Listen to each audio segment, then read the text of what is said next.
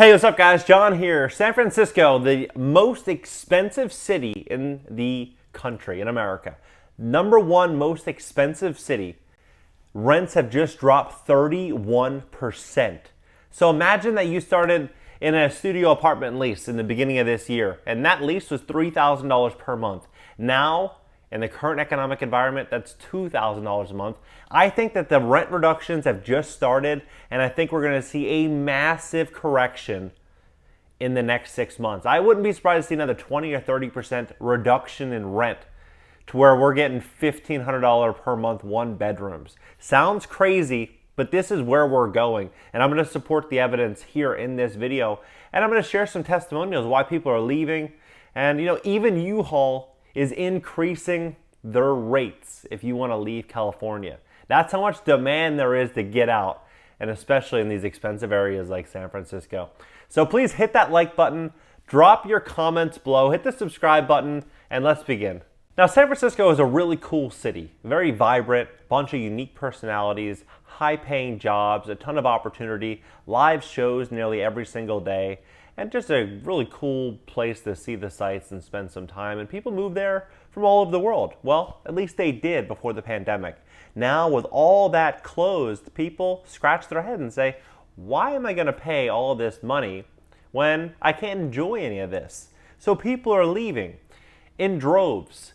For example, San Francisco Chronicle reads SF rents plunge as much as 31%, steepest decline in the U.S. Now, this was the most expensive, number one most expensive city in the country. Fox News, San Francisco apartment rents cost dive 31%.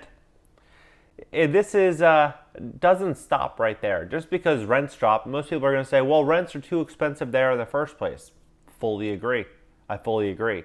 But when those high rents drop, the neighborhood drops because sales tax revenue plummets. And sales tax revenue, when you go buy a cup of coffee or a cheeseburger or whatever you go buy out and about in the city, that 10 cents you pay for every dollar, roughly, goes towards police departments, libraries, school funding, government jobs, street services, paving the street, keeping this really the city beautiful. Well, this article says that sales tax revenue fell 43% from April to June. 43%, that's nearly half. So though all those industries are going to be greatly impacted, and as this number progresses, people are going to see this in the quality of living, the safety and security that they have in this community. And as this fades, so are those high rents.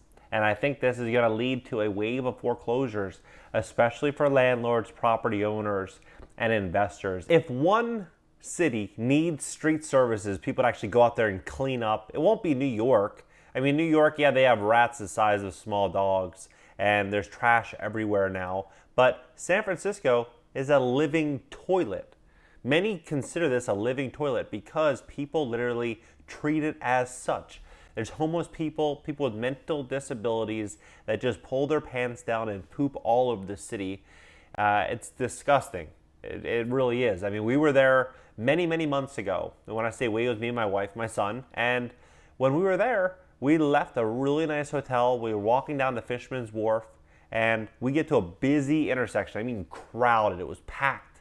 And someone comes up next to us within 3 or 4 feet away and pulls their pants down and defecates right next to us. And as he's pulling his pants down, I'm like, whoa. I took my wife, moved her aside with my son, and I didn't know what to think. I'd never seen anything like that. Well, I looked at everyone else around me to get their reaction. No reaction at all. This is just an everyday occurrence in San Francisco. Realized how bad this problem really is. And if they're not cleaning up their streets, or if they're cleaning them up 43% and less, well, all that means is there's going to be much more disease, much more rodents, bacteria, and just disgusting living environments, especially if you're a high-income earner. You're going to question living in even worse conditions than you're accustomed to. In addition to that, burglaries, robberies, home invasions, all up 75% over the last 7 months. So it's in full swing, crime's happening. and the city's falling apart. People are leaving in droves, so much so that U-Haul increased the rates for you to rent a U-Haul to leave California. Yeah, it's 400%. It could be 400% more expensive to leave California than to come into California. How crazy is that? We all remember the stories before the pandemic when kids were getting in trouble for selling toilet paper or face mask or a hand sanitizer at inflated rates because they were taking advantage of the market. But I guess it's okay when big corporations do. You know, I'm looking at all the reasons why people are moving out of San Francisco for this video, and here are a few of these reasons.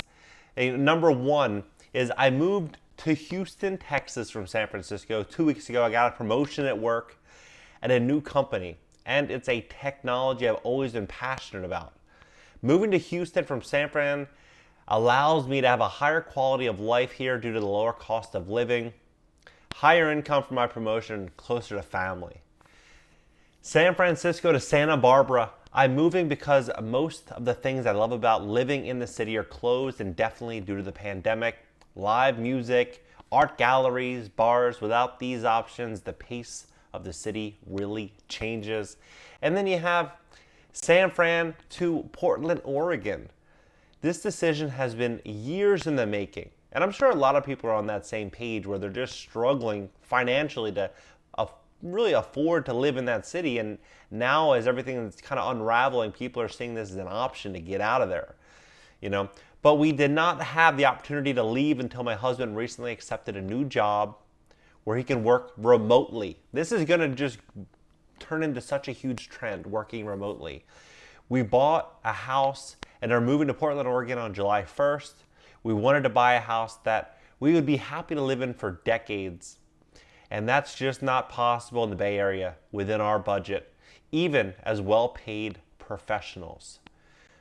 So it's so fascinating to see such a beautiful, vibrant city losing so many high-income earners, people that are contributing a lot of tax revenue to that city to really keep up with a lot of the government programs and things that they have there to, I think, really keep that city cool and hip and keep a well-diverse and wide array of people.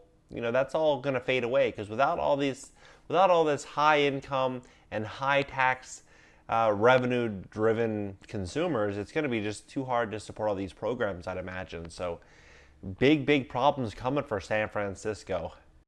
This exodus from San Francisco and California as a whole is going to lead to endless bankruptcies, foreclosures, and people losing their life savings having invested in multifamily real estate in San Francisco. And I'm going to explain why rent reductions are actually very, very bad for property owners outside of the monthly profit that they receive as a landlord. Well, if you bought property in the last 5, 6, 7, 10, even 15 years, and you bought it at a 3 or 4 or 5% return, well, you are losing money. So when I say a return, I mean if you go out there, let's say the building is $1 million, you paid all cash for the building, the return on your money would be 3, 4, or 5%. That's pretty standard in places like San Francisco.